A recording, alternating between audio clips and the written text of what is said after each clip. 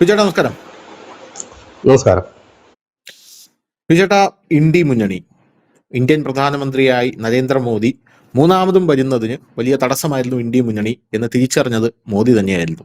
അതുകൊണ്ട് തന്നെ 400+ സീറ്റുകൾ ഞാൻ ഇത്തവണ നേടുമെന്ന് പറഞ്ഞ് ഇന്ത്യ മുന്നണിയെ പ്രഷറൈസ് ചെയ്യാനായിട്ട് മോദി ശ്രമിച്ചു. അതിനുശേഷം ഇന്ത്യ മുന്നണി അവരുടെ കരുത്ത് കാട്ടി എന്ന് വേണമെങ്കിൽ പറയാം. പക്ഷേ ഇത് മാക്സിമം ആണ്, ഇതൊരു മാക്സിമം ആണ് എന്നാണ് അന്ന് പല രാഷ്ട്രീയ നിരീക്ഷകരും വിലയിരുത്തിയത്. എങ്കിലും 294 സീറ്റുകളുമായി എനിക്ക് തോന്നുന്നു അന്ന് നരേന്ദ്രമോദി വീണ്ടും അധികാരത്തിലേക്ക് തിരിച്ചു വന്നു. പക്ഷെ അദ്ദേഹത്തിന്റെ മുഖം വളരെ വിഷമിച്ചായിരുന്നു ഇരുന്നത്. അന്ന് ഇവിടെയുള്ള ആൾക്കാർ അതെ അതെ അതെ അത്രയും സീറ്റുകളുമായി BJP-ക്ക് സീറ്റുകൾ വളരെ കുറവായിരുന്നു, ഭൂരിപക്ഷം. NDA-ക്കാണ് അത്ര സീറ്റുകൾ ഉണ്ടായിരുന്നു. അപ്പോൾ ആ സമയത്ത് നരേന്ദ്രമോദി മുഖം വളരെ വിഷമമായിരുന്നു. അപ്പോൾ ഇതുവരെ ഘടകകക്ഷികളെയൊക്കെ ചേർന്ന് നിർത്തി ഭരിക്കാൻ മോദിക്ക് സാധിക്കില്ല. കാരണം അദ്ദേഹം ഒരു ഫാസിസ്റ്റ് മനോഭാവമുള്ള ആളാണ്, ഡിക്റ്റേറ്റർ മനോഭാവമുള്ള ആളാണ് എന്നാണ് ഇവിടെയുള്ള ആൾക്കാരൊക്കെ പറഞ്ഞത്. ഇനിയിപ്പോ നിതീഷ് കുമാറിന്റെ പാർട്ടിയും ചന്ദ്രബാബു നായിഡുവിന്റെ പാർട്ടിയും ഒക്കെ നരേന്ദ്രമോദിക്ക് മുന്നിൽ വിലപേശും എന്ന് പല ആൾക്കാരും പറഞ്ഞിട്ടുണ്ടായിരുന്നു. അങ്ങനെ പറഞ്ഞ ആൾക്കാരുടെ ഇന്നത്തെ അവസ്ഥ നമ്മൾ എടുത്ത് നോക്കണം. എന്ന് പറഞ്ഞാൽ നരേന്ദ്രമോദി ക്രഷ് ചെയ്ത് കളഞ്ഞു ഇവരെയെല്ലാം. ഇവർ പറഞ്ഞൊന്നും സംഭവിച്ചില്ല എന്നുള്ളത് മാത്രമല്ല, ഇന്ത്യ മുന്നണി അസ്തമിക്കാൻ പോവുകയാണെന്നുള്ള റിപ്പോർട്ടുകളാണ് പുറത്തു വരുന്നത്. എന്ത് തോന്നുന്നു? ആ വാർത്ത ഏറെക്കുറെ ശരി തന്നെയാണ്. നമ്മളിത് നേരത്തെ പറഞ്ഞിരുന്നത്. എനിക്കൊന്നും 2 ദിവസം ഇന്നലെയോ മിനിഞ്ഞാന്നൊക്കെ നമ്മൾ ആ വാർത്ത പറഞ്ഞിരുന്നതാണ്. അതിപ്പോ സംഭവിക്കുന്നു എന്ന് തന്നെയാണ് ഇപ്പൊ മനസ്സിലാക്കാൻ കഴിയുന്നത്. കാരണം ബംഗാളിനെ സംബന്ധിച്ച് BJP-യുടെ ഇതുവരെയുള്ള വിജയങ്ങൾ, കാരണം നരേന്ദ്രമോദി സർക്കാർ കയറിയതിനു ശേഷം 4 മുഖ്യമന്ത്രിമാരായിരുന്നു നരേന്ദ്രമോദി സർക്കാർ അധികാരത്തിൽ കയറുന്നു ഇന്ത്യയിൽ BJP-ക്ക് ഉണ്ടായിരുന്നത്. കഴിഞ്ഞ തവണയും നരേന്ദ്രമോദി സർക്കാർ അധികാരത്തിൽ കയറി കഴിഞ്ഞപ്പോഴത്തേനും ഇവിടുത്തെ പല ചാനലുകാരും പറഞ്ഞത് 34% പിന്തുണയേ ഉള്ളൂ. ഇന്ന് എത്ര ശതമാനത്തിന് പിന്തുണയുണ്ടെന്ന് അറിയാം BJP-ക്ക്? 80% പിന്തുണയാണ്. 22 സംസ്ഥാനമാണ് ഈ രാജ്യത്ത് NDA സർക്കാർ ഭരിക്കുന്നത്. അതിൽ 17 BJP-യുടെ നേരിട്ട് ഭരിക്കുന്ന അവരുടെ മുഖ്യമന്ത്രിമാരും, ബാക്കിയുള്ള 5 എന്ന് പറയുന്നത് അവരുടെ സഖ്യകക്ഷികൾ ഭരിക്കുന്നതുമാണ്. അങ്ങനെ 22 സംസ്ഥാനത്തെ ജനങ്ങള് BJP-യിലാണ് വിശ്വാസം അർപ്പിച്ചിരിക്കുന്നത് പറയുമ്പോൾ 80% ഇന്ത്യൻ ജനത വിശ്വാസം അർപ്പിക്കുന്നത് നരേന്ദ്രമോദിയിലാണ്, BJP-യിലാണ്. ഇന്നലെ വരെ പറഞ്ഞുകൊണ്ടിരുന്ന 34% ഇവിടുത്തെ പ്രമുഖ ചാനലുകാരും പറയുന്നുണ്ട് 34% പിന്തുണയേ ഉള്ളൂ ഇങ്ങനെ. അല്ലടോ, 80% പിന്തുണയായി. ഇനി കാര്യത്തിലേക്ക് വരാം.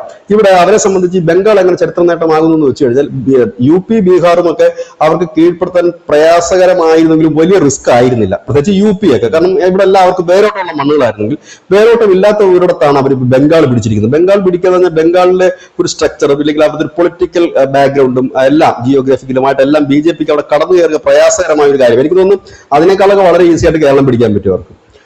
അപ്പൊ ബംഗാൾ അങ്ങനെ നിൽക്കുന്ന ഒരു സ്ഥലം, ഒരു പ്രത്യേക കൾച്ചർ, പ്രത്യേകമായിട്ടൊരു രീതി, പ്രത്യേക പൊളിറ്റിക്സ്, നമ്മൾ ഈ ദ്രാവിഡ പൊളിറ്റിക്സ് എന്നൊക്കെ പറയുന്നതിനേക്കാളും വ്യത്യസ്തമായ മറ്റൊരു പൊളിറ്റിക്സ് ആണ്. ഇത് തന്നെയാണ് ബീഹാറിലും ഉണ്ടായിരുന്നത് കേട്ടോ. അവിടെ ഒരു ലോകയുടെ സോഷ്യലിസ്റ്റ് പൊളിറ്റിക്സിന്റെ ഒരു കേന്ദ്രമായിരുന്നു അവിടെ, ഈ ജനതാദൾ രാഷ്ട്രീയത്തിന്റെ ഒരു ഇടമായിരുന്നു.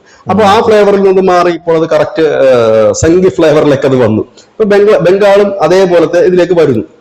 അവിടെ സംഭവിച്ചത് എന്താണെന്ന് ചോദിച്ചു കഴിഞ്ഞാൽ, ഈ തെരഞ്ഞെടുപ്പിന് മുമ്പ് വരെ ന്യൂസ് ഇന്ത്യ മലയാളം ഒരു വാർത്ത നൽകിയിരുന്നു. 15 MP-മാര് BJP-യുടെ കേന്ദ്ര നേതൃത്വവുമായി ചർച്ച നടത്തിയിരുന്നു എന്ന് പറഞ്ഞിട്ട്. പക്ഷെ അന്ന് പുറത്ത് കേട്ട വാർത്ത അങ്ങനല്ല.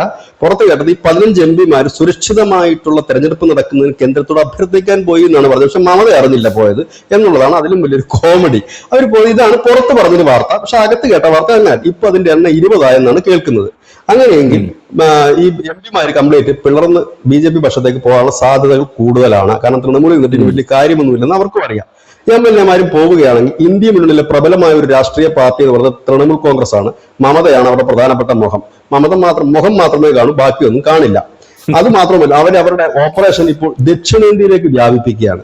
ദക്ഷിണേന്ത്യയിൽ അവരറിയാതെ തന്നെ അവർക്ക് വീണ് കിട്ടിയ കുറെ സുവർണ അവസരമാണ് ഈ വിജയ് അവിടെ മുഖ്യമന്ത്രി ആകാൻ പോകുമ്പോൾ സംഭവിക്കുന്ന ഒരു കാര്യം, DMK-യുടെ കൂടെ നിന്ന്, അതായത് ഈ CPM-നെയൊക്കെ ഈ ദേശീയ പാർട്ടിയുടെ നിലനിർത്തിയത് DMK ആണ്. അവർക്ക് MP സ്ഥാനം കൊടുത്തു, രാജ്യസഭയിലേക്ക് കൊടുത്തു, പിന്നെ നിയമസഭാ ഇലക്ഷനും പാർലമെന്റ് ഇലക്ഷനും ഒക്കെ സീറ്റ് കൊടുത്തു, കോൺഗ്രസിനൊക്കെ കൊടുത്തു. അവസാനം അയാളുടെ കാലം നിറയപ്പോൾ അയാളൊന്ന് വീണപ്പോ ആ സ്റ്റാലിനെ തള്ളിക്ക് രാമായണം പോയിട്ട് വിജയ്ക്ക് പിന്തുണ കൊടുത്തിരിക്കുകയാണ് കോൺഗ്രസും CPM-ഉം. ഇവിടെ BJP ചെയ്യുന്നൊരു പണി, ഒരിക്കലും BJP പ്രത്യക്ഷത്തിൽ DMK അവരുടെ പാർട്ണർ ആക്കില്ല, പകരം സൈലന്റ് പാർട്ണർ ആക്കും. BJP-ക്ക് അങ്ങനെ കുറെ സാധനമുണ്ട്. ഞാൻ എപ്പോഴും അതിന് പറയുന്നൊരു വാക്കുണ്ട്, ഭാര്യയും കാമുകിയുമുള്ള ഒരു പാർട്ടിയാണ് BJP എന്ന് പറയും. ഭാര്യ ഇരിക്കുമ്പോൾ തന്നെ കാമുകിയുമുണ്ട്, ചിന്ന വീടും തായ് വീടും ഉണ്ട് BJP-ക്ക് എക്കാലവും ഉണ്ട്. അത് തമിഴ്നാട്ടിലായാലും ഉണ്ട്, ആന്ധ്രയിലായാലുണ്ട്, ഒഡീഷയിലുണ്ടവർക്ക്, എല്ലായിടത്തും ഉണ്ടവർക്ക്. ആന്ധ്രയിലേക്ക് വരുമ്പോൾ ആരാ? YSRനെ ഇപ്പുറത്ത് ഇരുത്തിയിരിക്കുക. ഇപ്പുറത്ത് ചന്ദ്രബാബു നായിഡു ഒറിജിനൽ ഭാര്യ, ഇപ്പുറത്ത് കാന്തിയുണ്ട്. ഒഡീഷയിലേക്ക് പോകുമ്പോൾ ബിജു പട്നായിക് ആയിരുന്നു അവിടെ. അങ്ങനെ എല്ലാ സ്റ്റേറ്റിലും ഉണ്ട്. തമിഴ്നാട്ടിൽ അവർ രണ്ട് കക്ഷികളെയും കൂട്ടം നിർത്തി അങ്ങോട്ടും ഇങ്ങോട്ടും ചെയ്തിട്ടുണ്ട്. ഇനി AB വാജ്പേയി സർക്കാരിനെ താങ്ങി നിർത്തിയിരുന്നാലും അവർക്ക് പിന്തുണ കൊടുക്കാൻ മാത്രമല്ല, ആ മന്ത്രിസഭയിൽ മുരശലിമാരനടക്കം മന്ത്രിമാരായ DMK ആണ്. അപ്പൊ അവർക്ക് BJPയോടൊപ്പം ചേരുന്നുണ്ട്, ബുദ്ധിമുട്ടൊന്നുമില്ല. ഇനി മറ്റൊരു വാർത്ത കൂടെ പറയാം, പ്രിയപ്പെട്ട പ്രേക്ഷകർ ഓർക്കുന്നുണ്ടാകും, മുമ്പ് ഞാൻ ധനുഷും ഒക്കെ പറഞ്ഞിട്ടുള്ളതാണ്. തമിഴ്നാട്ടിൽ ഇടക്കാലത്ത് ഈ BJPയും DMKയുടെ നേതാക്കളും തമ്മിൽ ഭയങ്കര അടയം പീരയും പോലെയായിരുന്നു. ഇവർ പരസ്പരം കാണുന്നു, കെട്ടിപ്പിടിക്കുന്നു. കരുണാനിധിയുടെ ചരമദിനത്തിന് പുഷ്പാർച്ചന അർപ്പിക്കാനായി രാജ്നാഥ് സിംഗ് വരുന്നു. അതായത് ഈ DMK സ്റ്റാലിന്റെ വീട്ടിലെ കൊച്ചിന്റെ നൂലുകെട്ടിന് പോലും വരുന്നത് അമിത്ഷാ, പിന്നെ നദ്ദ, ഇവരൊക്കെയാണ് വരുന്നത്. അന്നേ തന്നെ ഭയങ്കര ചർച്ചയായി മാറിയ ഒരു സാധനമാണത്. അതുപോലെ തന്നെ ഒരു രംഗമുണ്ട്, ഈ മറീന ബീച്ചിലാണ് കരുണാനിധിയുടെ ശവകുടീരത്തിൽ പുഷ്പാർച്ചന അർപ്പിക്കാൻ രാജ്നാഥ് സിംഗ് വരുന്നു, കൂടെ അണ്ണാമല നിൽക്കുന്നു.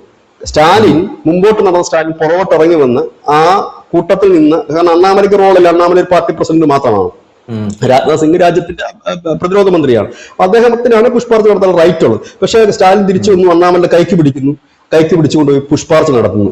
BJPയുടെയും DMKയുടെ നേതാക്കൾ പല വേദിയിലും കണ്ടുവിട്ടുന്നു. അവർ പറയുന്നത് സൗഹൃദങ്ങൾ മാത്രമാണെന്ന് പറഞ്ഞു. ആ സൗഹൃദം നേരത്തെ തുടങ്ങിയതാണോ എന്ന് ഇപ്പൊ സംശയം ജനിക്കുന്നു. അന്ന് നമ്മളത് പറഞ്ഞ് ഒരുപാട് ചിരിച്ചു നമ്മൾ ആ വാർത്ത പറഞ്ഞു. പക്ഷെ ഇന്ന് ആ സൗഹൃദം കുറച്ചുകൂടെ നേരത്തെ തുടങ്ങിയ ഒരു സൗഹൃദമാണോ എന്ന് ചിന്തിക്കേണ്ടിയിരിക്കുന്നു. രണ്ടാമത്തെ ഒരു കാര്യം എന്ന് വെച്ചാൽ DMK സംബന്ധിച്ച് ഇത് വേദനാജനകമായ കാര്യമാണ്. കാരണം ഇവരുടെ കൂടെ നിന്നിട്ട് അവരുടെ രക്തമൂറ്റി കുടിച്ച് വളർന്ന ഈ രണ്ട് പാർട്ടികൾ സമയം വന്നപ്പോൾ തിരിഞ്ഞു നിന്നിട്ട് അവർ പറയുന്ന ന്യായീകരണം BJP തടയണം. അങ്ങനെയാണല്ലോ ഇവരെല്ലായിടത്തും പറയുന്നത്. ഹിന്ദുക്കളെ അടിക്കും എന്നിട്ട് പറയും ഞങ്ങൾ ഹിന്ദുക്കളെ അല്ല അടിച്ചത്, സംഘികളെയാണ് അടിച്ചതെന്ന് പറയും. പിന്നെ ഇതേണക്കുള്ള ഈ തലവഴിത്തരം കാണിച്ച് കൂറുമാറും. എന്നിട്ട് പറയും ഞങ്ങൾ BJP വരാതിരിക്കാൻ തടയിടുകയാണെന്ന് പറയും. കോൺഗ്രസ് ഒക്കെ വിചാരിച്ച് BJP തടയാൻ എവിടെങ്കിലും പറ്റൂ. അപ്പൊ ആ DMK സൈലന്റ് പാർട്ണർ ആയി കഴിഞ്ഞാൽ BJPക്ക് ഉണ്ടാകുന്ന ഗുണം എന്ന് വെച്ചാൽ അവർക്ക് ബില്ലുകൾ പാസ്സാക്കുമ്പോൾ DMK വോട്ട് ചെയ്യണം നിർബന്ധമില്ല, ഇറങ്ങിപ്പോയാലും മതി, അവർ ഹാപ്പിയാണ്. കാരണം പ്രതിപക്ഷത്തിന് വിള്ളൽ ഉണ്ടാക്കാൻ അവർക്ക് അത് ധാരാളമാണ്. പിന്നെ അവർ പ്രതീക്ഷിക്കുന്ന വലിയൊരു കാര്യം എന്ന് വെച്ചാൽ ഇപ്പോൾ AIDMK പിളർപ്പിന്റെ വക്കിൽ നിൽക്കുന്നു. AIDMKയുടെ 25 MLA വിജയ്ക്ക് പിന്തുണ കൊടുക്കണമെന്നൊരു പക്ഷമാണ്. പളനിസ്വാമിക്ക് ഒട്ടും താല്പര്യമില്ല. പളനിസ്വാമി ഒരു കടൽക്കിഴവനാണ്, കാരണം കാലം കഴിഞ്ഞ കിഴവൻ. അങ്ങേരാണ് AIDMK ഈ പരുവത്തിലേക്ക് ആക്കിയത്. ഈ പനീർശെൽവവും പളനിസ്വാമിയും തമ്മിലുള്ള അടി അവസാനം അണ്ണാമലയെ വന്നപ്പോൾ അണ്ണാമലയ്ക്കെതിരെ വാളെടുത്തുകൊണ്ട് അങ്ങേറ്റം ഈ അണ്ണാമലയെ മാറ്റിക്കഴിഞ്ഞാൽ എല്ലാം ശരിയാവും. ഇപ്പൊ എന്തായി? ഇനി അണ്ണാമല പറയുന്നതൊക്കെയാണ് തമിഴ്നാട്ടിലെ പൊളിറ്റിക്സ് പോകുന്നത്. ഇനി അണ്ണാമലയാണ് തമിഴ്നാട്ടിന്റെ റിയൽ ഹീറോ ആയിട്ട് വരുന്നത്. അപ്പോൾ എന്ത് പറ്റും? സ്വാഭാവികമായിട്ട് ഇനി വരുന്നത് 25 MLA പിന്നെ ഈ വിജയുടെ കൂടെ പോകാനുള്ള എല്ലാ സാധ്യതയുണ്ട്. അതിന് കാരണം എന്തെന്ന് വെച്ചാൽ ഈ പറയുന്ന പല MLA പളനിസ്വാമിയുടെ കൂടെ നിന്ന് ഭരണം കിട്ടിയാലും മന്ത്രിമാരൊന്നും ആകത്തില്ല. അവന്റെ കൂടെ പോയി വിജയുടെ കൂടെ പോയി കഴിഞ്ഞാൽ കുറച്ച് മന്ത്രിയാകാൻ പറ്റും. അപ്പൊ അവർ പോകാൻ സാധ്യതകൾ കൂടുതലാണ്. ബാക്കിയുള്ള MLA ഇവരും കൂടെ അർത്ഥം രാംദാസ് പോകുമോ ഇല്ലെന്ന് അറിയില്ല. അവർക്ക് 4 സീറ്റുണ്ട് AIDMKയുടെ മുന്നണിയുള്ള. രാംദാസിന് അടുത്ത കേന്ദ്രമന്ത്രിസഭയെ പുറസെക്രട്ടറി കേന്ദ്രമന്ത്രി ആകും എന്ന് പറഞ്ഞിട്ടുണ്ട്. അപ്പൊ ഇനി അത് കളഞ്ഞിട്ട് ഇതിന് പോകുമോ എന്നറിയില്ല. ഏതായാലും പോയാലും കുഴപ്പമില്ല. കാരണം അണ്ണാമല മുമ്പും പറഞ്ഞിരുന്നു BJP തമിഴ്നാട്ടിൽ ഒറ്റയ്ക്ക് നിൽക്കുന്നത് തന്നെയാണ് നല്ലത്. കാരണം ഒറ്റയ്ക്ക് നിന്നപ്പോൾ അവർക്ക് 4 സീറ്റ് കിട്ടിയിരുന്നു. 11 ലോക്സഭാ മണ്ഡലത്തിൽ അവർക്ക് വലിയ രീതിയിൽ വോട്ട് ഉയർത്താനും പറ്റിയിരുന്നു. ഇപ്പൊ ഒന്നും ആയില്ലല്ലേ, ആ വോട്ട് ശതമാനം പോയി എല്ലാം പോയില്ലേ. അപ്പൊ അതൊരു വലിയ കാര്യമാണ്. അപ്പൊ BJP സംബന്ധിച്ച് DMK സൈലന്റ് പാർട്ണറായിട്ട് നിൽക്കുക, AIDMK ഒരു പിളർപ്പുണ്ടാക്കി അവരുടെ അണികളെയും പ്രധാനപ്പെട്ട നേതാക്കളെയും ചില MLA കൂടെ കൂട്ടുക, ഇതായിരിക്കും ഇവർ നടത്താൻ പോകുന്ന ഓപ്പറേഷൻ. ഇത് രണ്ടും സംഭവിക്കുമ്പോൾ എന്താണ് സംഭവിക്കുന്നത് ചോദിച്ചാൽ ധനുഷ്, ഇന്ത്യ മുന്നണിയിലെ പ്രധാനപ്പെട്ട 2 വലിയ പാർട്ടികളാണ് ഈ പറയുന്ന ഈ TMCയും DMK. ഇനി നേരത്തെ അഖിലേഷ് യാദവിന്റെ കഥ ധനുഷ് നമ്മുടെ നേരത്തെ അപ്ലോഡ് ചെയ്ത വീഡിയോയിൽ ചോദിച്ചിരുന്നു. അഖിലേഷ് യാദവ് ഇപ്പൊ പോകുന്നുണ്ടല്ലോ. ഇനി അഖിലേഷ് യാദവിന്റെ കഥയിലേക്ക് വരാം. അഖിലേഷ് യാദവിന്റെ പാർട്ടിക്ക് അത് വലിയൊരു അടി നടക്കുന്നുണ്ട്. ഇത് നമ്മൾ മുമ്പ് റിപ്പോർട്ട് ചെയ്തിരുന്ന അടിയാണ്. അതിനകത്ത് ഒരു മീണ നന്ദ എന്ന് പറഞ്ഞിട്ട് അവർക്ക് ദേശീയ വൈസ് പ്രസിഡന്റ് ഉണ്ട്.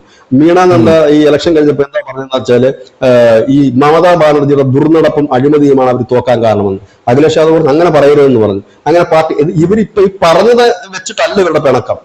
കാലങ്ങളായിട്ട് ഈ അഖിലേഷ് യാദവ് കുടുംബങ്ങൾക്ക് കൊണ്ടു നടക്കുന്നതിനകത്ത് വലിയ സ്പ്ലിറ്റാണ് നിൽക്കുന്നത്. ആ സ്പ്ലിറ്റിന് ഒരു ഭാഗം പിടിക്കുന്നത് ഈ പറഞ്ഞ മീണ നന്ദ എന്ന് പറയുന്ന അവരുടെ ദേശീയ വൈസ് പ്രസിഡന്റ് ആണ്.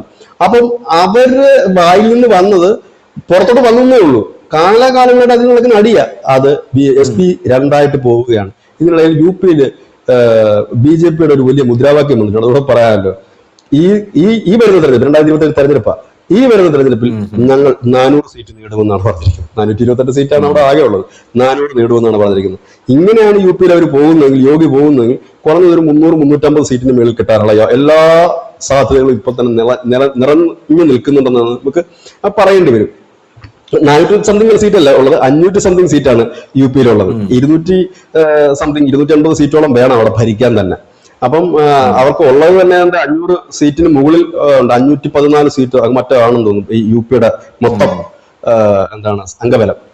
ഞാൻ പെട്ടെന്ന് ഓർത്തില്ല, അതുകൊണ്ടാണ്. അപ്പം 400 സീറ്റിന് മുകളിൽ നേടുമെന്നാണ് ഇപ്പോഴേ അവർ മുദ്രാവാക്യം പറഞ്ഞത്. സമാജ്വാദി പാർട്ടിയും പിളർപ്പിന്റെ വക്കിലാണ് നിൽക്കുന്നത്. അതായത് ഇന്ത്യ മുന്നണി എല്ലായിടത്തും പോകുന്നു, അവസാനം രാഹുൽ ഗാന്ധിയും കോൺഗ്രസും മാത്രമാകും. എന്നാൽ കോൺഗ്രസുകാർക്ക് അഭിമാനിക്കും. കേരളം എന്ന് പറയുന്ന ഒരു സ്ഥലത്ത് അവർക്ക് BJP തടുത്തു നിർത്താൻ കഴിഞ്ഞു, മതേതരത്വം സംരക്ഷിക്കാൻ കഴിഞ്ഞു എന്നതിൽ അവർക്ക് അഭിമാനിക്കും. അത് എത്ര നാളെന്നൊരു ചോദ്യമുണ്ട്. ഏറെ നാളൊന്നും അതും ഇല്ല. കാരണം ഇതിനേക്കാൾ വലിയ കോട്ട കെട്ടിയവരാണ് മമത, ലല്ലുവിന്റെ കുടുംബം, UP-യിൽ അഖിലേഷിന്റെ കുടുംബം. ഇപ്പൊ തമിഴ്നാട്ടിലും തകർന്നു തുടങ്ങിയിരിക്കുന്നത്. അത് അവരായിട്ട് തന്നെ തകർത്ത് കളഞ്ഞതാണ് അവരുടെ കുടുംബം. BJPക്ക് അതിനകത്ത് വലിയ റോളൊന്നുമില്ല. പക്ഷെ അതിന്റെ നേട്ടം കൊയ്യുന്നത് BJP സംബന്ധിച്ച് പറഞ്ഞു കഴിഞ്ഞാൽ എപ്പോഴും പറഞ്ഞൊരു കാര്യമുണ്ട്. അവരുടെ പോളിസി എന്ന് പറഞ്ഞാൽ രാഷ്ട്രീയ ശത്രുക്കളില്ല, പകരം എതിരാളികൾ മാത്രമേ ഉള്ളൂ. ശത്രുക്കളും എതിരാളികളും രണ്ടാണ്. ശത്രുക്കൾ എന്ന് പറഞ്ഞാൽ ആജന്മ ശത്രുക്കളാണ്, കണ്ടാൽ കൊല്ലണം, ഇല്ല തല്ലണം. എതിരാളികൾ എന്ന് പറഞ്ഞാൽ അങ്ങനെയില്ല. ഓട്ട മത്സരത്തിനും മറ്റും നമ്മൾ പോകുമ്പോൾ നമ്മുടെ അടുത്ത് ഓടാൻ നിൽക്കുന്നവൻ നമ്മുടെ എതിരാളി മാത്രമാണ്. അവനും നമ്മളുമായിട്ട് മുൻ വൈരാഗ്യങ്ങളൊന്നുമില്ല, നാളെയും വൈരാഗ്യമൊന്നുമില്ല. ഈ മത്സരത്തിൽ നമ്മുടെ എതിരാളി ഒരു പക്ഷെ അവൻ ജയിച്ചേക്കാം, അല്ല നമ്മൾ ജയിച്ചേക്കാം. ജയിച്ചാൽ പോയി കൈ കൊടുക്കണം, തോറ്റു കഴിഞ്ഞാൽ കൈ കൊടുക്കാൻ മടിയാണ്, കരഞ്ഞോട് തിരിച്ചും വരാം. 2 കാര്യങ്ങളേ ഉള്ളൂ. പക്ഷെ ശത്രു അങ്ങനെയല്ല. വർഗശത്രു എന്ന് പറഞ്ഞ സംവിധാനം BJPക്ക് ഇല്ല. ഇവിടെയാണ് ഇത് നമ്മളുടെ വ്യത്യാസം. അതുകൊണ്ട് തന്നെ എന്ത് പറ്റും അവർക്ക്? കാശ്മീരിൽ PDP ആയിട്ട് ചേർന്ന് ഭരിക്കാൻ അവർക്ക് ഒരു മടിയുമില്ല. അതുപോലെ തന്നെ പഞ്ചാബിൽ ശിരോമണി അകാലിദളുമായിട്ട് അവർ ചേർന്ന് ഭരിച്ചിട്ടുണ്ട്. അവർക്ക് അതിനകത്ത് യാതൊരു മടിയുമില്ല. DMK ആയിട്ട് ചേർന്ന് ഭരിച്ചിട്ടില്ലേ, CPM-ആയിട്ട് ചേർന്ന് ഭരിച്ചിട്ടില്ലേ? ഇവിടെ ആകെ BJP ആയിട്ട് ചേരാത്ത ഒരേ ഒരു പാർട്ടി ഇന്ത്യൻ നാഷണൽ കോൺഗ്രസ് മാത്രമാണ്. അതുകൊണ്ട് അവർ മാത്രമാണ് അവശേഷിക്കുക. ഭാവിയിൽ ഒരു തെരഞ്ഞെടുപ്പിലേക്ക് വരുമ്പോഴത്തേനും ഞാൻ മുമ്പ് പറഞ്ഞിരുന്നു, കുറച്ച് ദിവസങ്ങൾക്ക് മുമ്പ് പ്രിയപ്പെട്ട പ്രേക്ഷകർ ഓർക്കുന്നുണ്ടാകും, ധനുഷ് ഓർക്കുന്നുണ്ടാകും, ഞാൻ പറഞ്ഞു ഈ ഭാവിയിലേക്ക് 2 പാർട്ടികളെ ഉണ്ടാകുമെന്ന്. കാരണം ഈ ചെറിയ പാർട്ടികൾ പലതും, NDAയുടെ കൂടെ നിൽക്കുന്ന ചെറിയ പാർട്ടികൾ പലതും BJP ആയിട്ട് മാറും, BJP-യിലേക്ക് ലയിക്കും. കോൺഗ്രസിന്റെ കൂടെ നിൽക്കുന്ന ഇന്ത്യ മുന്നണിയിലെ പല പാർട്ടികളും കോൺഗ്രസിലേക്ക് ലയിച്ച് കോൺഗ്രസ് ആകും. ഇനി ഭാവിയിൽ വരാൻ പോകുന്ന മത്സരം കോൺഗ്രസ് വേഴ്സസ് BJP ആയിരിക്കും. അടുത്ത ലോക്സഭയിൽ കേരളത്തിൽ നടക്കാൻ പോകുന്ന മത്സരം കോൺഗ്രസ് വേഴ്സസ് BJP ആയിരിക്കും. CPM-ന് യാതൊരു റോളും കേരളത്തിൽ വരാൻ പോകുന്ന ലോക്സഭയിൽ ഉണ്ടാകില്ല, കാണില്ല. കാരണം അത് ഇന്ത്യ മുന്നണിയാണ്. ആർക്ക് വോട്ട് ചെയ്താലും ഒരുപോലെയുള്ളൂ. 2 കൂട്ടരിൽ നിന്ന് വേസ്റ്റ് ആക്കുന്നതിന് സമയം എന്നുള്ളതാണ്. ഇവിടെ BJP ഞാൻ 5 വർഷം കഴിഞ്ഞിട്ടുള്ളതാണ് തെരഞ്ഞെടുപ്പ് നടക്കുന്നത്. ഇപ്പോഴേ ഞാൻ പറയുന്നു 6 സീറ്റ്, ഇപ്പോഴത്തെ അവസ്ഥയിൽ 6 സീറ്റ് BJP കേരളത്തിൽ നേടും ലോക്സഭ അടക്കണം. ഇപ്പം ഭാവിയിൽ എനിക്കറിയില്ല. ഇപ്പൊ ഇലക്ഷൻ നടന്നാൽ കൃത്യമായി കണക്കോടുകൂടി എങ്ങനെ ഈ പറയുന്നത് 6 സീറ്റ് ലോക്സഭയിൽ ഇപ്പൊ ഇലക്ഷൻ നടന്നാൽ BJPക്ക് കിട്ടും. കാരണം അതിനും മാത്രം വന്നിട്ടുണ്ട്. ഇപ്പൊ എങ്ങനെ അത് പോരാ, കുറച്ചുകൂടെ ഒക്കെ വരട്ടെ, ഒരു ഏകീകരണങ്ങൾ വരട്ടെ, വന്നിട്ട് ഒരു ശക്തി പ്രാപിക്കട്ടെ എന്നുള്ളതാണ് നമ്മൾ ആഗ്രഹിക്കുന്നത്.